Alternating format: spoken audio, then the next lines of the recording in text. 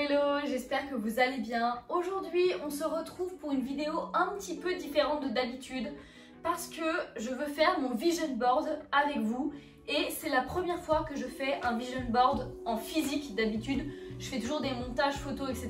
que je mets en fond d'écran de mon ordinateur. Mais là, cette année, j'avais pas du tout envie de faire un nouveau fond d'écran. J'avais vraiment envie de faire un truc physique. Et donc, j'ai acheté plein de petits trucs de loisirs créatifs, etc.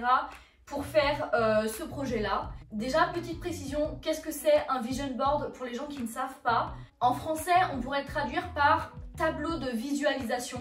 En gros, c'est un outil qui sert à réaliser ces nouvelles résolutions de l'année ou du moment ou quoi que ce soit. C'est vrai qu'il y a énormément de gens qui font des vision boards en début d'année parce que c'est pour représenter leurs objectifs de l'année à venir, mais on peut faire ça n'importe quand, pour la rentrée, pour le changement de saison. C'est ce que je faisais moi personnellement avec mes fonds d'écran. J'ai une obsession bizarre pour changer de fond d'écran à chaque saison, donc je faisais mes vision boards par saison, mais bref, soit. Cette vidéo va être présentée dans un format un peu différent parce que je vais filmer par au-dessus et je vous commenterai ça lors de mon montage en fait avec une voix off. Je ne sais pas encore si ça va bien rendre, mais j'avais envie de tester ce nouveau format, donc j'espère que ça vous plaira. N'hésitez pas à me faire à la fin de la vidéo vos retours dans les commentaires pour que je sache si ça vous a plu ou non. Je tiens également à m'excuser pour la luminosité qui va énormément baisser tout au long de la vidéo parce qu'en fait je commence cette vidéo à 17 h et il commence déjà à faire nuit malheureusement. Normalement j'ai mes éclairages, j'ai tout ce qu'il faut pour que ça rende encore assez bien, mais si la qualité de la lumière et de la vidéo se dégrade un petit peu tout au long de votre visionnage, bah, je m'excuse. Mais voilà, j'ai pas pu attendre, il fallait que je commence tout de suite. Bref, j'arrête de blablater et c'est parti. Je ne sais pas si on me voit et je pense que ce cadrage est absolument abominable pour voir ma tête. Mais je voulais aussi préciser que c'est une vidéo hyper détente. Je suis en pyjama, vraiment. Cette vidéo est vraiment un test ultime. Je voulais également vous toucher un mot sur mes objectifs de cette année. Je vous ai déjà fait une vidéo sur mes résolutions, qui sont un domaine un peu plus psychologique et mental. Et là, je vais vraiment vous parler de mes objectifs de l'année. Donc quelque chose de beaucoup plus tangible et limite un peu plus superficiel. C'est des choses qui sont assez personnelles et qui sont hyper propres à moi.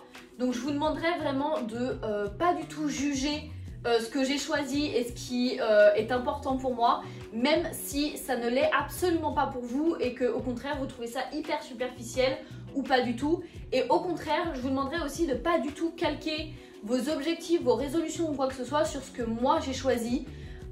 C'est un domaine qui est hyper perso et vous devriez jamais vous référer à quelqu'un pour ce genre de choses.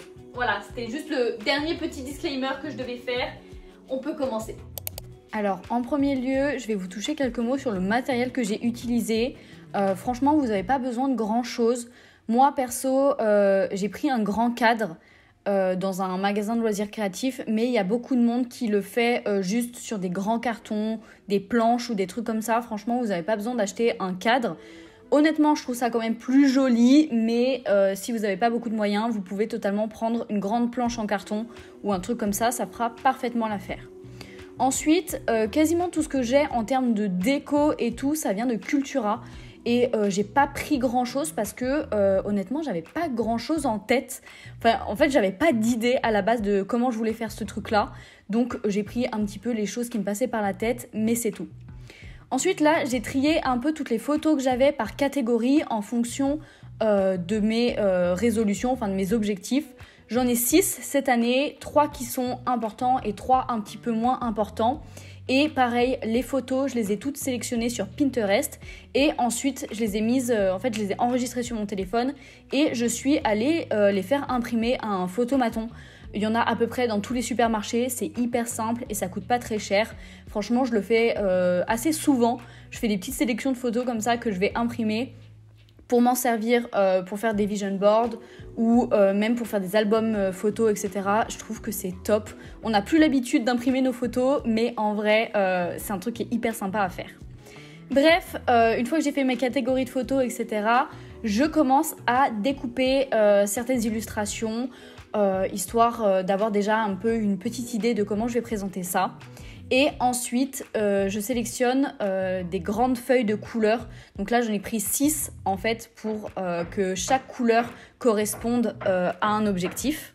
Et je vais les disposer un petit peu sur mon papier pour faire les différentes catégories. Honnêtement, je me suis un peu mélangée. J'ai testé des trucs et tout, des dispositions. Et au final, le plus simple est souvent le mieux. Et voilà, et ensuite j'ai continué à découper un petit peu mes photos et à les placer une par une.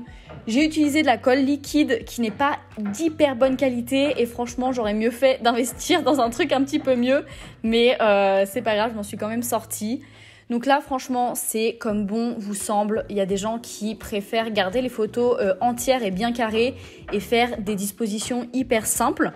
Moi, j'avais envie que ce soit un petit peu brouillon, un petit peu fouillis. Et donc, c'est pour ça que j'ai découpé certaines photos en suivant bien le contour des illustrations. D'autres, je les ai laissées quasiment entières. En fait, pour être très honnête, j'avais pas du tout de plan dans ma tête. J'ai fait au feeling total et je me suis laissée guider par l'inspiration du moment. Voilà.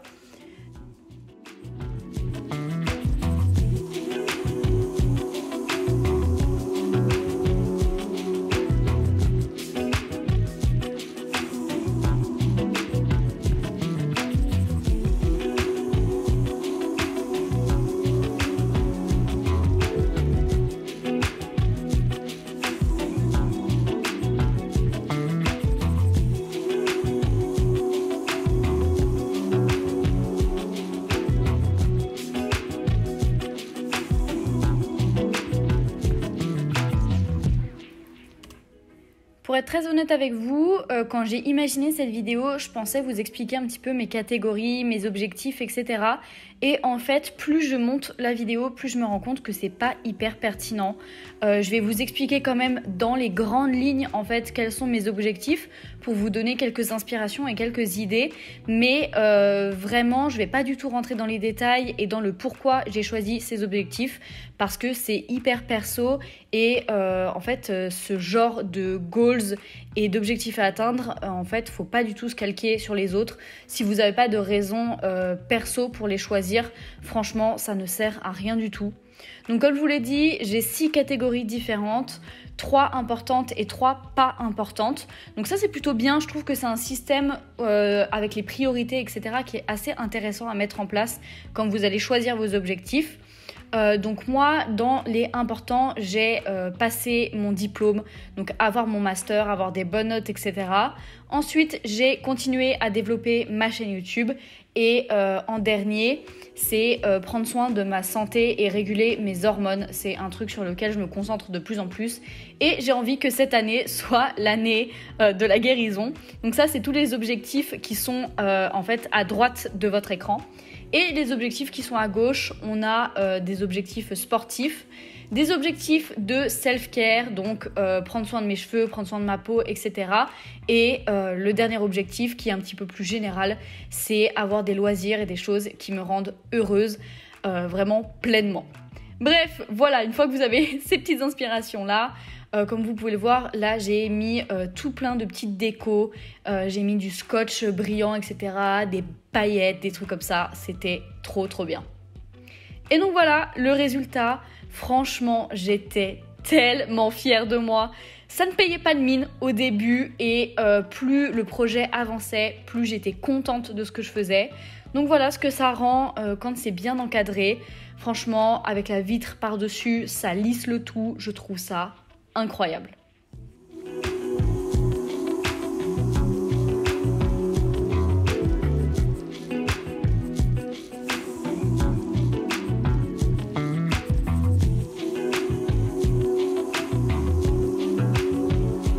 Bon, je suis littéralement devant ma porte d'entrée parce que c'est le dernier endroit dans cet appartement où je peux avoir une lumière à peu près potable. Mais du coup, voilà, vous l'avez vu, j'ai terminé mon vision board. Je suis tellement contente. Il est hyper beau. Pour être très honnête, j'avais un peu peur quand j'ai commencé à le faire, quand j'ai commencé à positionner les couleurs et tout, et que j'essayais de découper mes photos pour que ça rentre. Enfin en tout cas, avec toutes les photos que j'avais, je trouvais que le cadre était quand même assez petit. Et au final, eh ben, incroyable. Je suis vraiment trop contente de l'avoir fait en physique comme ça, c'est la première fois. Et je pense que je continuerai à faire mes vision boards comme ça parce que de 1 c'est trop satisfaisant, de 2 c'est trop beau et de 3 c'est vraiment une activité manuelle qui est hyper cool à faire.